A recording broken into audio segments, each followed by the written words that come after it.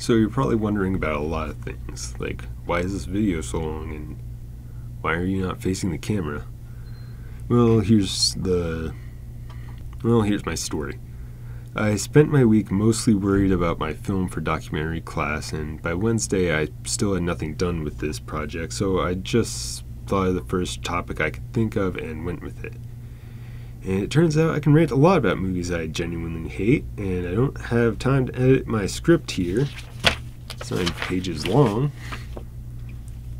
So I'm just going to do this whole thing in 1 or 2 takes and spend the rest of the day editing it so I can have something to show by tomorrow.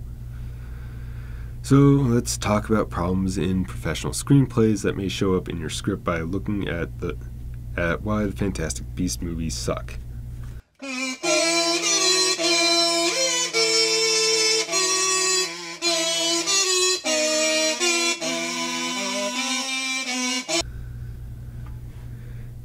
Since some of you may have not seen the Fantastic Beasts series, and those that have probably don't remember it because it's really boring and really bad, here's a very, very, very long recap. Fantastic Beasts and Where to Find Them was a film written by alleged writer and walking Twitter meltdown J.K. Rowling, where magical zoologist Newt Scamander accidentally releases a bunch of fantastic beasts and now has to find them.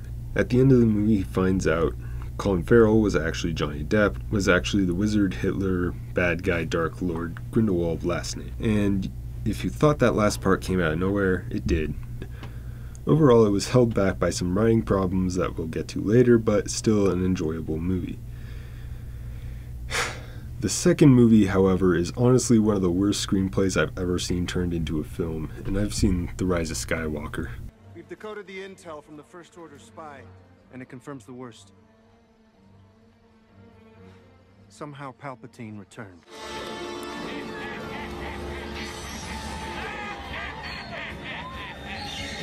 Hello, Star Wars Weekends fans. How you doing? So buckle in, because this is where we're going to spend a lot of time discussing.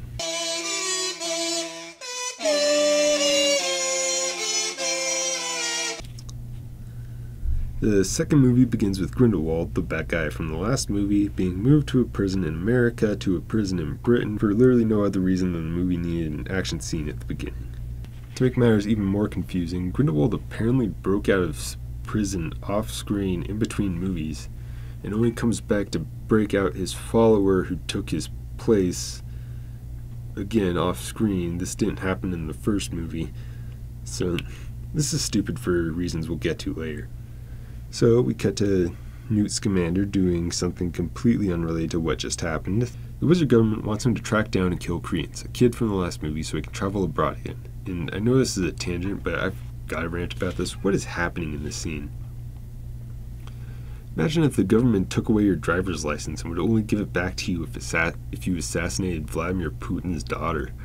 And if you refused, they just used a CIA assassin they wanted to use anyway. You want me to hunt Credence down? To kill him? Same old Scamander. What is he doing here? I'm taking on the job that you're too soft to do. Is that it?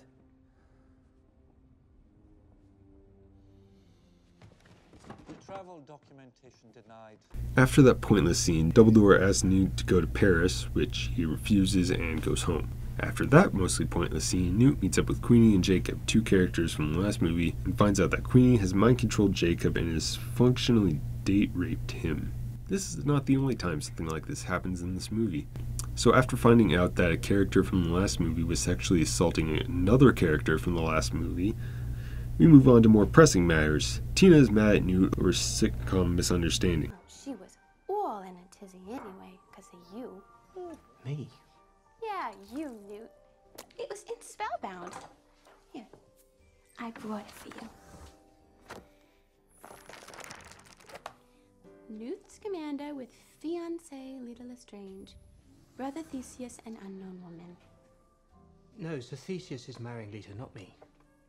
Oh. Oh. They weren't dating, and neither Newt or Tina made any moves toward the other, so why the hell would... Wait. I'm going on another tangent. This will probably happen again. Sorry, this movie is just so many stupid ideas hitting you in the face repeatedly.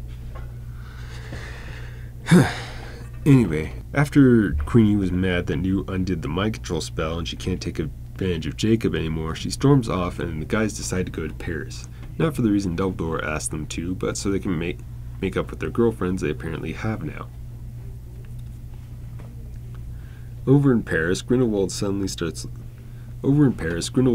looking for Credence, the kid from before, and gets a new hideout by killing a non-magical family, including their baby.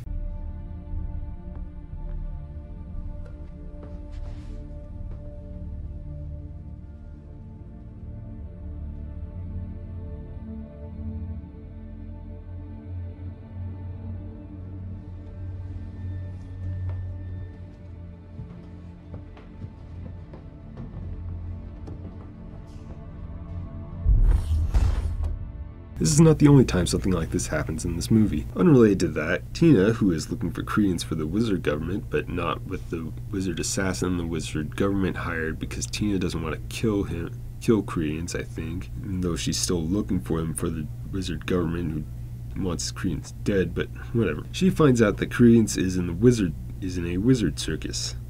Except apparently after she just shows up, he escapes, and now her only lead to him is Kama, a character who was not in the last movie. He tells her that he'll tell her where he is if they talk over at his place. Just, come on. You trust me, I'm just a stranger, and fucking people need to stop closing doors. Or soundproof this better. He tells her he'll tell her where he is if they talk over at his place, which is in the sewers for some reason. Unrelated to that, Credence finds an elf slave who will tell him who his parents were, because that's his motivation, but she gets killed by the government assassin before she can tell him. After that, Grindelwald shows up and says, "Damn, your one lead to your parents is dead? That sucks! If only someone else knew." Anyway, I'm holding a wizard Nazi rally. Show up. Unrelated to that, Tina, the strong, independent girl boss that she was, got captured off screen by that combo guy for literally no reason, and he also captures Newt and Jacob for also no reason. To make matters even more confusing, immediately after he locks up Newt and Jacob, he passes out and they can leave. Either he dies, or I do. When suddenly, the animator suffered a fatal heart attack. Well, that's not the best start to a rescue attempt.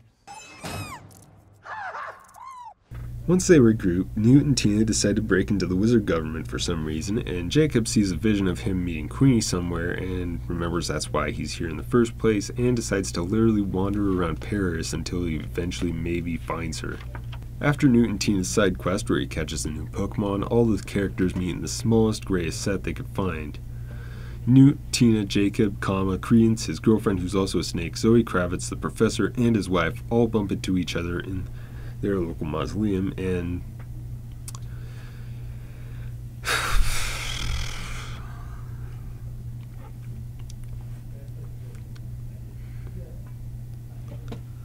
listen, this next scene is so long and so stupid, even if I try to summarize it, it's gonna sound like I'm going on a tangent, so I'll make this summary as brief as I can without any jokes whatsoever. Or at least try to. Kama explains to Credence that a rich white wizard mind-controlled his mom into leaving his family and had a kid with her. The new man, of great influence from a famous French pure-blood family. He desired her. Maman? Lestrange used the Imperious Curse to seduce and abduct her. And that kid was Zoe Kravitz, who has nothing to do with this part of the story. Kama's father was so mad over losing his wife that he made Kama make a magic deal so that he would kill someone the wizard loved or else he'll die. Since the wizard didn't love Zoe Kravitz, he thought he had a dead end, but he learned that the wizard remarried and had a baby that was supposedly Credence, so that's why he wants to kill Credence. Until Zoe Kravitz starts explaining her tragic backstory.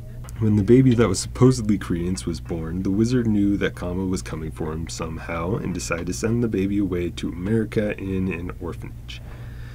But on the boat ride There, the baby wouldn't stop crying, which stressed her out so much she apparently decided to switch her baby brother out for her neighbor's quiet baby. But immediately after doing that, and I mean literally immediately after doing that, the ship sinks and the first baby that was supposed to be Credence dies. I never wanted to hurt him.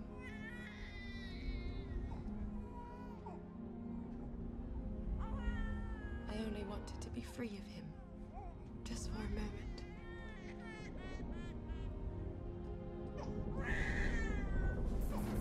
Just a single moment.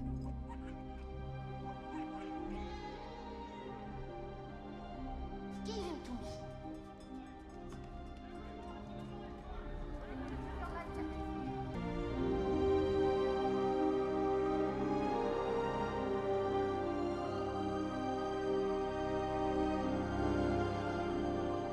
And they leave the second baby in an orphanage anyway, even though they really didn't have to.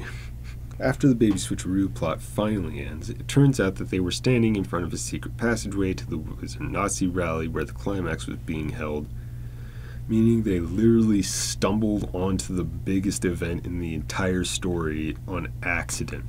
Do you know who Credence really is? Did you know when you swapped them? No.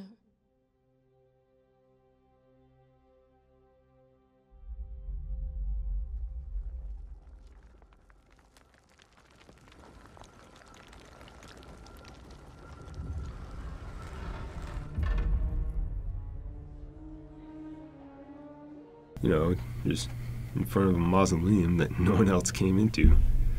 Grindelwald comes out, says some stuff, everyone except the good guys teleport out of there, and he kills Zoe Kravitz so she can go play Catwoman in a better movie. Then the good guys teleport to Hogwarts, Newt meets with Dumbledore to set up the sequel, and just before the credits end, we have one last scene with Grindelwald. He goes up to Credence and says that he is really Dumbledore's secret, extra, long-lost brother that Dumbledore never knew about. This is a stupid twist if you've read the books or seen the movies, but it's also just a really stupid twist excluding those because it doesn't make any sense at all with the rest of what we know about Credence's backstory. It's a stupid twist in a stupid scene in a stupid movie, and J.K. Rowling is a bad writer for writing this.